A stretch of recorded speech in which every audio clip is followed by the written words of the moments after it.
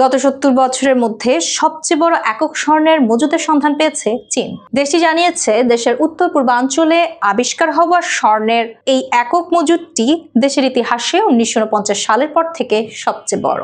গত শুক্রবার এক প্রতিবেদনে এ তথ্য জানিয়েছে বার্তা সংস্থা আনাদোলু।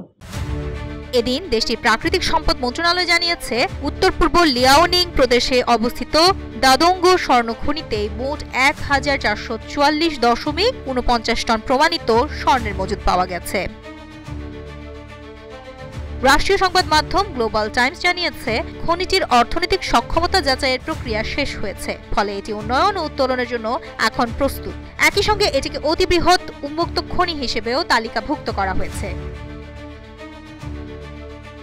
কর্মকর্তারা জানিয়েছেন, সমুদ্র পৃষ্ঠ থেকে ৭২০ মিটার উচ্চতার উপরের এলাকা জুড়ে প্রায় ২.৫৮৬ বিলিয়ন টন আকরিক হয়েছে এবং সেখানে প্রতি টনে গড়ে ০.৫৬ গ্রাম স্বর্ণ পাওয়া যাবে।